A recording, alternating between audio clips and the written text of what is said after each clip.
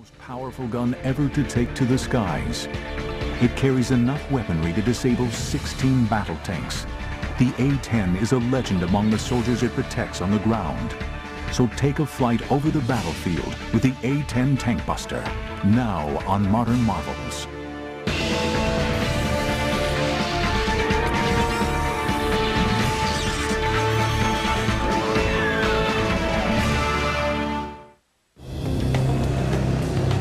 Throughout Operation Iraqi Freedom, the A-10 Warthog was the most well-known and feared plane in the U.S. Air Force. I think it was the best equipped Air Force and Army ready to fight that we could have.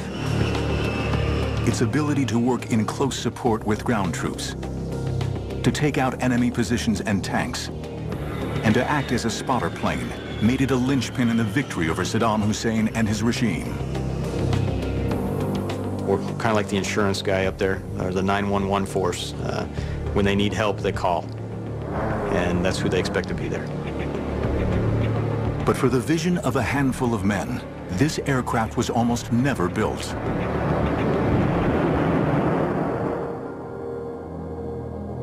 In World War I, aircraft were used as a way of supporting the troops on the ground.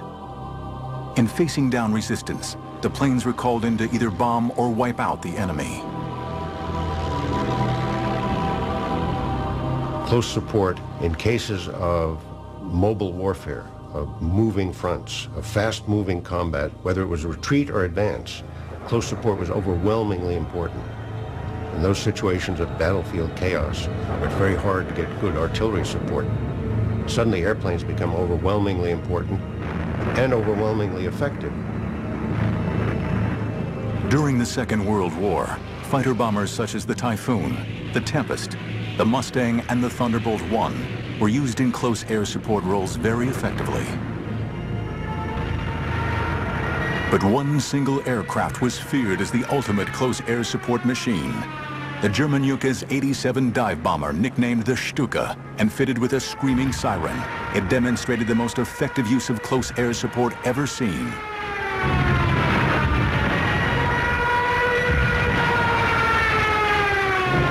This was a time when the Germans were enormously outnumbered by the Russians, and yet having extraordinary successes against very heavy, huge Russian tank forces.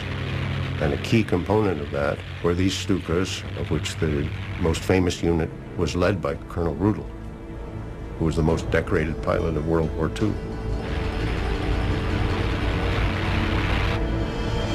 Colonel Hans Ulrich Rudel's unit wreaked havoc on the Russian front, with Rudel himself destroying 511 Russian tanks. But with the defeat of Germany in 1945, the success of close air support was largely overlooked. On September 18, 1947, the United States Air Force was born. Its main focus, to deliver nuclear weapons. Close air support was not a priority. This is the extraordinary part of the whole genesis of the A-10. The Air Force, traditionally, from the beginnings of World War II on, had no interest in close support, have none today. They don't like working for the Army, that they prefer running their own war, totally independent of everybody else. A very natural bureaucratic reaction.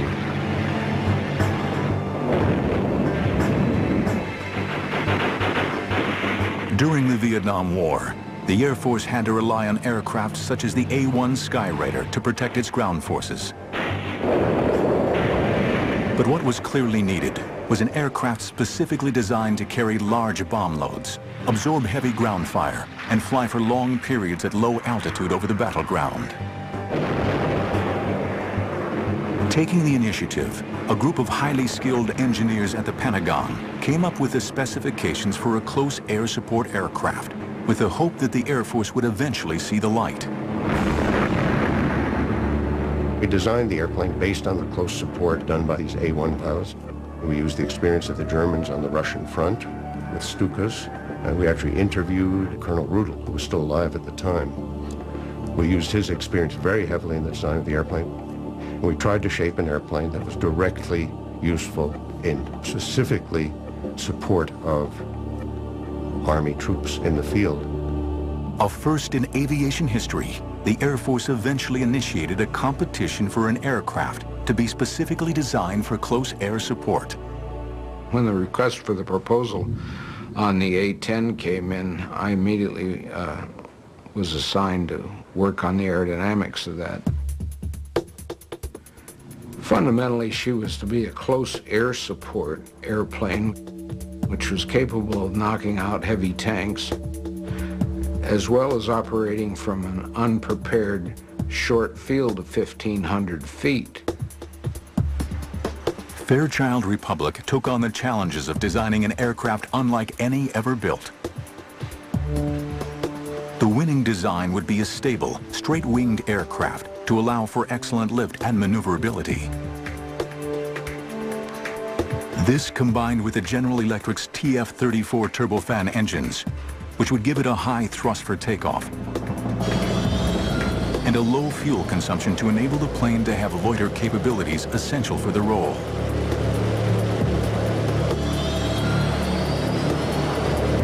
With unbeatable durability and an easy-to-repair maintenance program, these were the ideal engines designed to fly in a hostile battle zone. But for the Fairchild team, the challenges became apparent immediately. The typical way to build a jet airplane, and the reason that all jet fighters are impossible to use in this close support mission, because they all have fuel wrapped around the engine. Once you have fuel wrapped around an engine, a .22 rifle will kill you.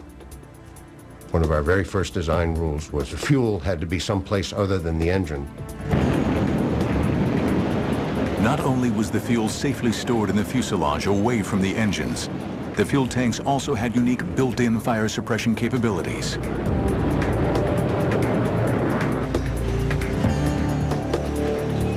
The aircraft's hydraulics could also withstand serious firepower. We required that every hydraulic control had to be backed up by a simple mechanical cable system that's much harder to shoot out. We could come back with hydraulic system shot out, half the tail shot off, a piece of the wing shot off. It had two engines, you could come home on one. The pilot was bathed in a titanium tub which could take 20-millimeter shells. It was really a piece of machinery that you could fly into hell and back. The A-10's survivability was matched with a deadly capacity, a huge 30-millimeter Gatling gun. Developed specifically for the A-10, the GAU-8A Avenger was capable of firing almost 4,000 rounds a minute, giving the aircraft the ability to blow through tank armor. 2, 1, fire. She was designed primarily with a Gatling gun on the nose, and it was built to destroy anything that was considered an armored weapon on the ground. But she was built around the gun, and the gun was a given from day one.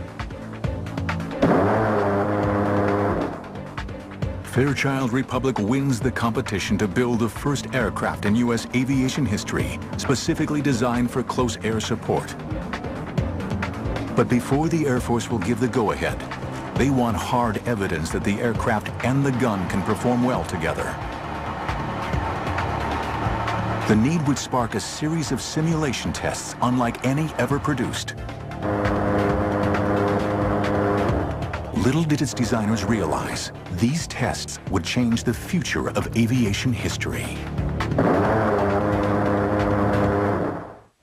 The A-10 has a false canopy painted on the bottom side of its fuselage. This is done to confuse the pilots of enemy planes during air-to-air combat. Modern marvels will return in a moment. After a heated competition, Fairchild Republic has produced the ultimate piece of machinery to perform the role of close air support. But the Air Force was reluctant to go into production until they have seen for themselves that the aircraft can fulfill its very specific combat role. In a series of amazing tests, the A-10 and its remarkable gun are put through their paces in an effort to create a full-on Cold War battle scenario. We had secretly assembled what we proudly boasted at the time was like the third or fourth largest tank army in the world. Over 300 Soviet tanks from all over the world, off junk heaps and whatever, out in the desert outside Las Vegas. So we ran a program with A-10s, with a gun installed, and with the current ammunition as it was going into production. She had a very strange sound to those engines, very characteristic, and to this day, every time I hear it, I look up, because I know it's my bird. We knew what she'd do, and she didn't disappoint us.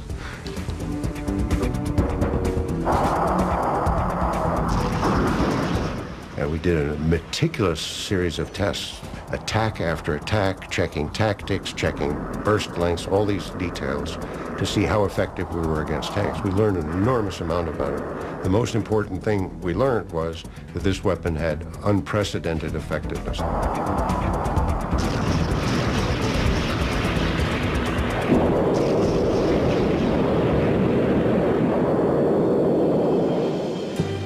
During the Cold War, the threat of Soviet tanks advancing on Western Europe was at times a very real possibility. The Air Force finally gives the production of the A-10 the go-ahead. It was now ready to face a specific enemy. With its highly accurate weapons delivery platform, it was the ideal machine to defend against Soviet armored supremacy.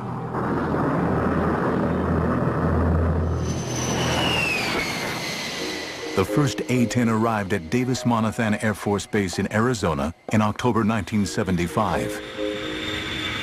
Immediately christened the Warthog, the A-10 was admired for its simplicity and ruggedness rather than its good looks. It's kind of an ugly only a mother could love is probably the way most of us describe it. It's that ugliness is what makes it so tough. It's very rugged.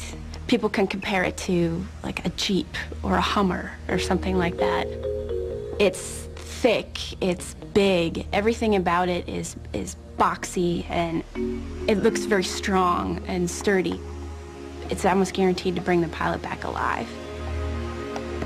But with a top speed of only 420 miles per hour, high-set twin engines, and squared-off slab-like wings, the A-10 was a far cry from any streamlined jet. It's pretty awe-inspiring. It was so much bigger than the aircraft I'd flown in pilot training. It felt huge and it felt big getting into it. And it was also intimidating just because first time you fly the airplane, you're by yourself, but it was definitely exhilarating at the same time. The single-seat cockpit is surrounded by a large bubble canopy to provide all-around vision and a bulletproof windscreen. I love single-seat cockpit. That's one of the reasons that I was enticed by the A-10. No one looking over your shoulder, no one telling you what to do.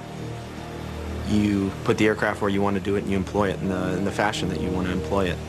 It's all personal, and you are the master. I think the first time that was one of the things that surprised me. It took itself right off the runway for the most part. Once it hits the speed it wants to fly, it just lifts up and away. And I think it probably has to do a lot with the big straight wing, positive camber on the wing. It wants to fly. The plane reacts to you. It's like you kind of strap on the plane itself, and it's an extension of you, and it flies. It has a feel of a real stick and rudder. The A-10 is known for its tight turn radius, so it can turn on a dime. You can even look at the ground as you're turning, and it looks like you're just turning in space. Straight wing lets us turn very, very tight. So even though we're going slow, we've got a very small turn radius, and we can very quickly move our flight path so that we can dodge all those, the AAA and the surface-to-air missiles. But it's the challenge of the unique close air support role that's the main attraction to the A-10 pilots. It's an environment where anything can happen at any time. The mission that we do is not a rote mission.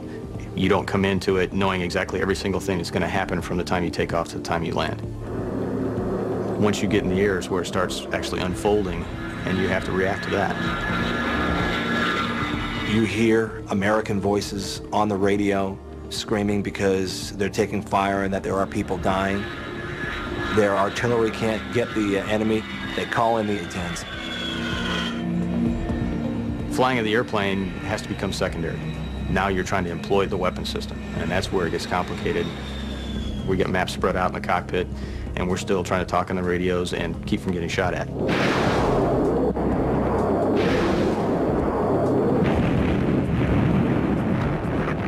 You know, we consider ourselves the last gunfighter that's really out there, because when you go into battle and it's a close-in cast fight, the #1 weapon of choice of an A-10 pilot is going to be their gun. The weapons delivery system incorporates a heads-up display, or HUD, that provides the pilot with the references for flight control and weapons employment. It's incredibly accurate for a gun system, and probably one of the most flexible weapon systems in the world. It's just point and shoot, just like you'd imagine a revolver in your hand. You point it where you want to shoot it, you pull the trigger, and that's where the bullets are going to go. When you roll in and you pull the trigger for the first time, you get excited and the adrenaline starts pumping through, and I had the biggest smile on my face. What a feeling shooting the gun. I mean, the whole airplane shakes. The first time I fired the gun, you know, I had to come off the trigger because it scared me, because I couldn't believe something like that could come out of the front of the airplane, all the flames, the smoke. This 30mm bullet is the size of my forearm, and that smell of gunpowder, you get that in the cockpit after you fire the gun, and it's just incredible. You get a little bit of a high from it, I think, sometimes. It smells like victory. But it would be some time before the pilots would use their guns in anger. With the ending of the Cold War, the tank fleets of the Warsaw Pact no longer seemed like a threat. And the U.S. Air Force plans to withdraw the A-10 fleet from service by the 1990s. But with a serious situation brewing in the Middle East, all that is about to change. The Warthog was about to play a key role in bringing down one of the most destructive individuals in history. Fuel for the A-10 is held in a self-sealing compartment that's protected by internal and external foam. This holding cell will automatically repair itself if hit by a bullet of up to 23mm in size. Modern marvels will return in a moment. In September 1980, Iraq invades Iran, beginning one of the longest and most destructive wars of the 20th century.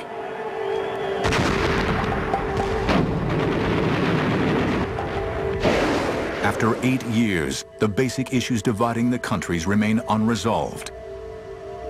In an effort to contain the Ayatollah Khomeini and the spread of Islamic fundamentalism, the West backed Iraq. Saddam Hussein, the Iraqi dictator, built a formidable war machine, bolstered by the Soviets and the West, becoming the 4th largest army in the world, with over 4,000 tanks. On August 2nd, 1990, Iraq invaded Kuwait. For 15 years, the A-10 waited for the chance to justify its place in the Air Force's arsenal. For the Warthog, it's now make or break time.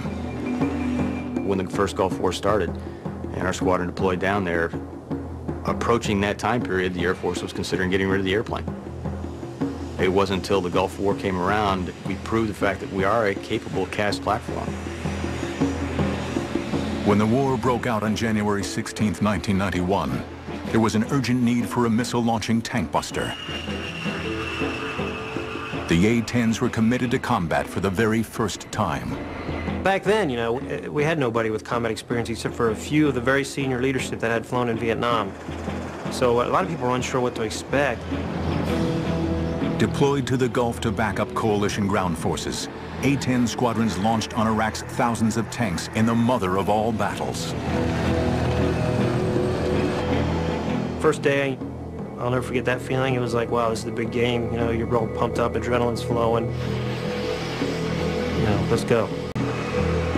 You know, you go in, we hit a target, and I remember looking down and going, what's all that glittery stuff down there? And sure enough, it was, you know, them shooting. Oh, whoa, they're shooting at us. And that's when it kind of hit you, you know, this isn't just training anymore. The way that I saw the Iraqis working is, if they knew we were going to hit something, they moved it. And they played lots of shell games. And it's kind of like, you know, where are they hiding it now?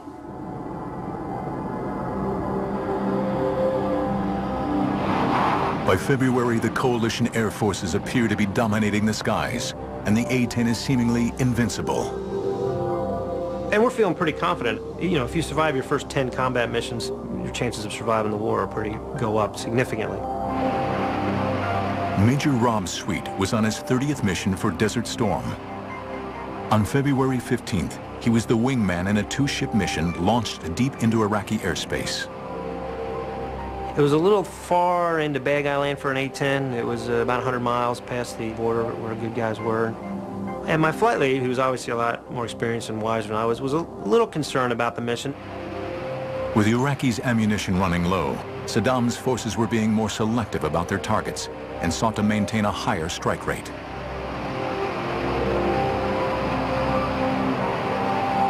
So we said, all right, well, we won't hang out as much at the target. We'll take 2-3 passes and then we'll leave, go somewhere else. There's a formation of tanks in a circle about 3 miles in diameter, no craters anywhere, and we were kind of aware that maybe these were plywood dummy targets. Sweet's flight leader rolled in to take a closer look at the target and then clears his wingman in. For Sweet, what began as a routine mission was about to turn into his worst nightmare. As I'm coming off, sure enough, here comes the SAM. Well, whoa, that ain't good. But if you see it, you can beat it. So I saw it, put out some chaff flare, I kind of pulled around it, and it missed, sure enough. But it was close. In fact, that is as close as I'd ever been come to getting hit by anything. So I went from being, whoa, that scared the living daylights out of me, to losing my professionalism somewhat and getting really pissed off at this guy for scaring me. So he was going to die for doing that. As I was rolling in, you know, I felt a loud bang in the airplane, and I went, ooh, that isn't good. And I looked back, and I didn't like what I saw. Most of my right wing was gone. It was on fire. Thinking to myself, okay, bad hit, but there's still some wing on there, and I should be able to fly it out of there, and the A-10's pretty rugged. The Iraqi missile, which would have destroyed most other fighters, seriously cripples the A-10. The plane enters a steep spin/spiral, starts spiraling on down. I'm throwing switches trying to recover. I'm yelling, yeah, I can't recover, and then I start to panic. And I remember just seeing a desert coming up like this. Time to get out. The Aces II ejection seat is a fully automatic catapult rocket system. Once ejected, the parachute automatically deploys. I'm coming down on my parachute, and I see my A-10 hit the ground. And that was kind of disturbing. As Sweet hits the ground, he's seized by Iraqi soldiers. You know, they were on me before I even had a chance to roll over. And then it was their chance to get some payback. And so I got the crap beat out of me, basically.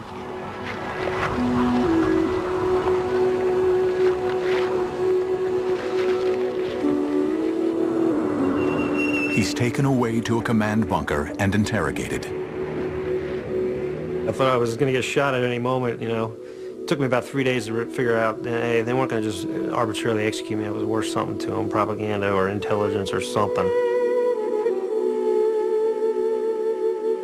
In March, Major Rob Sweet is eventually released as part of the prisoner release program. This is what I found out what happened to my flight lead.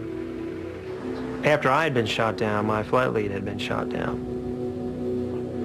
And it turns out he never got out. Lucky to be alive, he spent 4 months recovering from his ordeal. If I would have been flying any other fighter when I was hit by the SAM, and it was a bad hit, I'd be dead right now. But despite this, the aircraft proves more versatile and better able to survive over enemy territory than anyone expects.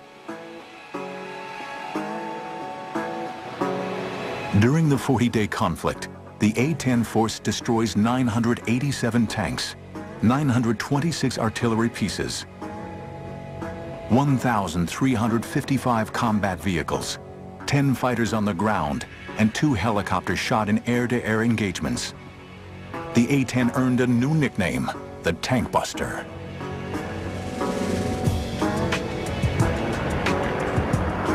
The result confounds all those who questioned the need for a dedicated ground support aircraft.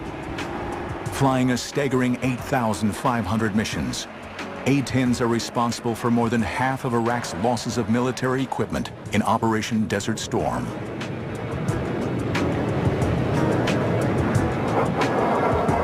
Tragically, this remarkable record is marred by a number of incidents in which coalition forces are mistakenly attacked by A-10s. Now, there was an incident yesterday in which an American A-10 inadvertently fired on 2 of our infantry fighting vehicles. The aircraft was one of several which had been called into deal with an enemy position, and the incident itself is, of course, under investigation. 9 British soldiers were killed. The Air Force was adamant that it could eliminate attacks from friendly fire. What nobody knows is that the next challenge for the A-10 will be in an entirely new and forbidding battlefield, Afghanistan. 721 A-10 aircraft were built since 1975. 367 are in active service today. Modern marvels will return in a moment.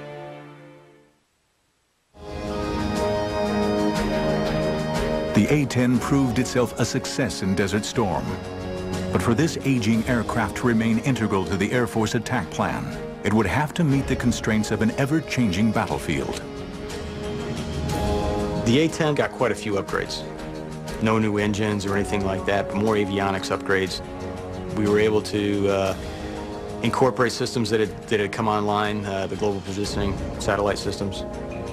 The A-10 was the first fighter to fully integrate with the night vision devices. The whole cockpit is modified to use night vision goggles. We've been training with them longer than pretty much any other fighter community, and we've gotten very good at it. The A-10 is destined for a new mission. On September 11th, 2001, the war on terrorism begins.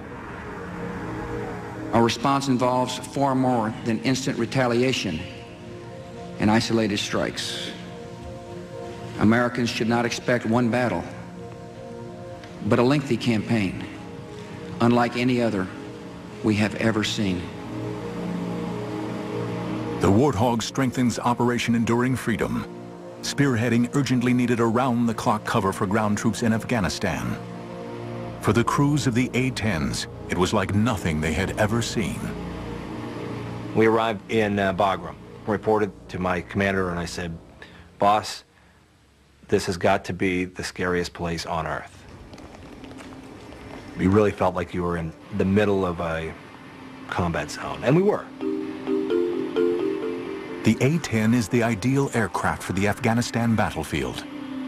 The jet is versatile enough to navigate mountainous peaks and deep valleys, while also patrolling and pinpoint attacking their targets. It wasn't bad flying over the mountainous terrain.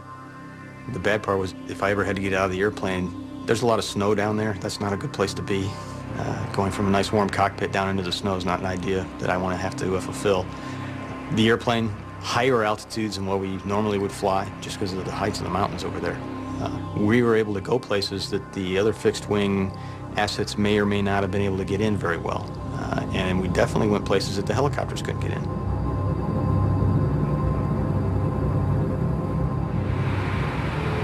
Around the clock, the Warthogs support regular and special forces soldiers while combing the mountains of Afghanistan for enemy rocket launch sites and mortar posts.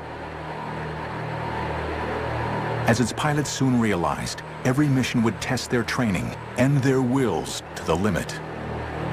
We showed up just past dark and got a brief, was handed a set of maps, and was told, hey, there's a lot of ground guys who are in trouble. Go out there and do what you do.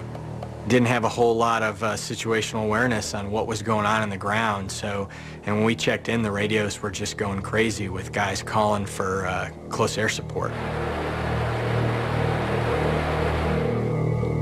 Your pulse rate goes up. The intensity of what you're thinking about goes up. You know, the adrenaline rush, it's a good feeling though. And what's nice is you turn your airplane towards the fight and your training takes over. So first thing we're looking for is what's the overall situation on the ground and get a big picture view, and then move into the area. And once we get into the area, have a pretty good idea of where everybody should be. Now we'll move from the big picture to the much smaller concentrated area. And one of the first things I'm going to try to do is look down and try to find where the friendly position is. And if I can't identify him exactly, I want to at least narrow down something that I can use as a line in the sand and say, okay, we can't drop past here because that's where our guys are. On entering the battle zone, one of the A-10 pilot's main responsibilities is to avoid friendly fire incidents at all costs. What we mainly have to help us avoid fratricide is our radios and our eyes. Very low tech, but I think that's what makes us more efficient. Yes, we have a global positioning system that helps us figure out where we are. And we have night vision goggles that find out what's down there. But when it comes time to find out where the target is, yeah, we got to use old-fashioned Mark I eyeballs and our hands to think about where that is, because without that, we couldn't do our mission. We went in there, and the night vision goggles were really hard to use because the sun had set, but it wasn't low enough where we were getting a lot of brightness coming from the west. So it was really difficult to use the NVGs. There was no moon illumination, and we're in this very harsh terrain that I've never seen before. A team of observers down on the battlefield work with each pilot to guide the aircraft to its target. The Terminal Attack Controller, or ETAC, works for the Army and is responsible for ensuring that the A-10 pilot identifies and attacks the correct target while minimizing the risk to friendly ground forces. We pass them a situational update, an area update on what's going on in the battlefield. Let them know where the friendly troops are, what the situation is of the enemy, and they kind of give them a heads up of what the threats are in the area. We'll pass them all that information. They'll copy it down. They work their little magic in the cockpit. The A-10 is linked to the ground commanders by an Army radio network, which distributes data throughout the battlefield. He said, hey, here's where we are, and I need you to put some ordnance down 700 meters from us, which, that was eye-opening. And so we took that distance and rolled in and put a couple of 500-pound bombs down, and it immediately quieted the target area. It's kind of like a large dragon breathing fire. That's what I could see. You know, it sounds really loud, like a dinosaur, really, raining lead from the sky. Like guardian angels, A-10s continue to fly over Afghanistan, protecting their friends on the ground until the war against terrorism ends. But an old enemy was waiting in the wings. States like these and their terrorist allies constitute an axis of evil, arming to threaten the peace of the world. The need for the A-10 would reach its climax in March 2003. Saddam Hussein's horrific regime is reaching fever pitch. This time, it would take an army with the A-10 on the front lines to bring him down.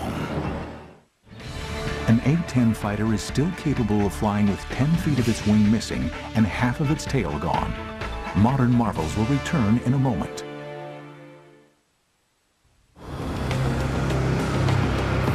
March 2003. Saddam Hussein's forces are about to come head-to-head with the A-10 tank buster as it once again prepares to fly over the battlefields of Iraq. The coalition forces mean to end the regime of Saddam Hussein for good. The Warthog has come a long way since the last desert battle. By the time the second Gulf War, the Iraqi freedom comes along, pretty much every airplane had been modified to improve the weapon's accuracy. The AGM-65 Maverick missiles are highly accurate, carrying warheads specifically for targeting heavy armor. Infrared imaging guidance enabled them to shoot moving targets at night. Combine these with the already large weapons load and the special laser targeting pods, and the Warthog is better prepared than ever for its deadly role in Iraq.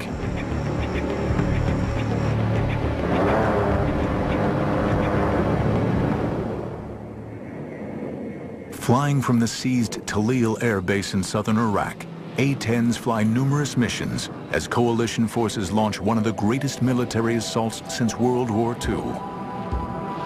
The assault of Baghdad. For the A-10 crews, it would be the challenge of a lifetime. We were flying up towards Baghdad. We were excited to go up there, but the hair on the back of our necks was standing up, and your heart was beating really fast. I actually said a lot more prayers stepping into the cockpit that day. There's all those different emotions running through your mind, and you're saying, please, let me do what I'm trying to do and do the right thing. Calling the Warthogs to their targets is another essential member of the ground command team, the Forward Air Controller, or FAC. A-10 pilots take turns to carry out this job, using their specialist knowledge of the mission in the air to coordinate with the soldiers on the ground. We go to a battalion, and we speak Air Force to the Army. We make sure the no fratricide occurs. Air Force doesn't shoot the Army, Army doesn't shoot the Air Force. Keep them deconflicted, but then secondary to that is making sure that those A-10s affect the battlefield for the Army. Everyone's talking, just trying to get permission to actually execute the attack. And those sound like simple questions, and this sounds like, pick up the phone, ask, but when you're asking one airplane who's relaying to another guy who's probably, 400 or 500 miles away, sitting in a room somewhere, it takes time. And, oh, by the way, every aggressive fighter pilot in Iraq at this point is making the same phone call, trying to get permission. Thanks for the work, sir. You got your lead. The FAC is the A-10 pilot's first point of contact on arrival in the area. Part of his role is to provide the pilot with the target coordinates with pinpoint accuracy. It sounds cold-hearted, but it's very systematic, They tell us the targets, we find the targets, we kill them, we report it's killed, next target. And it just goes, next target, next target. On arrival over the battlefield, the A-10 pilot often has to use basic technology to locate exactly where the target is. In pilot Eric Yahimowitz's case, an Iraqi missile site. I went down with the binoculars and was searching the target coordinates. The 6 missile launchers weren't where they were supposed to be. So it took me a little while to search the area. The Iraqis had moved them probably about half a mile to a mile away. I'm thinking to myself, okay, I don't know if that radar operator sees me with that missile, but I see the target next to it, and it was just an awesome feeling. Your focus then, all of a sudden, is into this one little area is what you're looking at. As you roll down, pilots call it the chute, or when you roll in to employ, that's it, the whole world melts into this little area. And I was able to lock this thing up and fired that missile, and it came screaming off the rail. From over 17,000 feet, the long-range 300-pound launch and leave Maverick missile travels to its target. For Yahimowitz, the seconds seem to go on forever. I'm waiting and I'm thinking, oh man, the missile went stupid, it went flying into Iran. It should have hit by now, and I'm like, oh man, I'm in trouble. It just felt like an eternity. It is surreal. You're so far up, it's hard to hear anything on the ground. You're so used to hearing the jet. It's like the white noise of having a fan in the background. But then all of a sudden, boom, just a massive explosion, and it is totally elation. Now I know I got him. You pull off, get a little more altitude, and then turn back and take a look. And it's a little fire show for you. It's just so professional, it's unbelievable. There's not a lot of hooting and hollering, and you know, it's not like Top Gun, people screaming, yeehaw. I mean, it's war, and people are dying, and everyone knows it. You know, we're sitting on the edge of our seats, concentrating that we don't get shot down for once, and then that we don't hurt the wrong people. Going in there, I said I have 2 objectives. 1, zero fratricide. 2, affect the battlefield. And they were in that order. My #1 goal was to prevent fratricide. Knowing where the friendly forces are is paramount if the A-10s are to protect them. And losing sight of troops on the ground can lead to mistakes or deadly friendly fire. As a fighter pilot, that's our first job, to find out, is there anyone out here that we don't know about? You know, it comes down to a fight with friendlies nearby. Weapons release is going to be authorized by the guy on the ground. So you have to have that warm fuzzy, that you've got the complete picture, that you know these are friendly troops, those are enemy troops. But even with all the advantages of modern technology, relying on this alone can seriously jeopardize the troops on the ground. Yes, there are technological ways.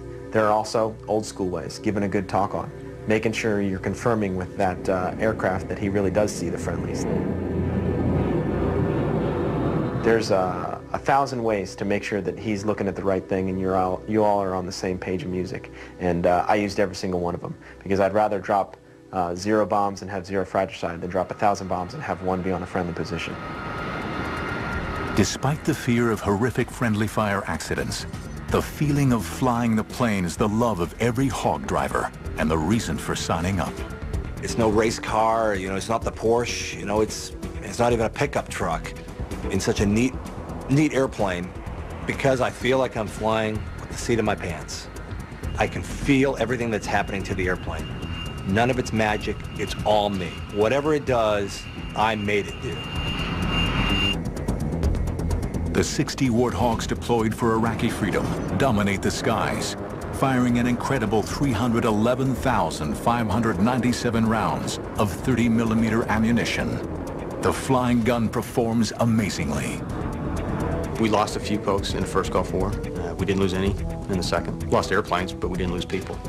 That's a testament to the aircraft itself. If I had to be in an airplane and be shot at, the A-10 is the only one I want to be in. The A-10 is an awesome airframe, and the fact that it works with you and it feels like it's a part of you, and it's one of the only airframes left that it's true flying. You can feel it fly. The A-10 means close air support at its finest. It's been my home now for 8 years, and I love it, and I hope I get to stick with it, and I hope we get the upgrades we want to take us into this next century and keep supporting the Army. But I think it's just an awesome weapons platform. It fills a specific niche, and it does it really well. Able to keep flying with battle damage that would cripple many other designs, and lethal to any armored vehicle in service, the humble Warthog of the 1970s has come to rule supreme over the digital battlefields of the 21st century. Due to remain in service until at least 2025, the A-10 Warthog has proven itself to be one of the most effective aircraft ever flown in the U.S. Air Force, and a legend to those who've flown it. She is not very clean when it comes to protuberances and bumps, and so she's not the sleekest looking piece of machinery that I ever designed. But she got the job done.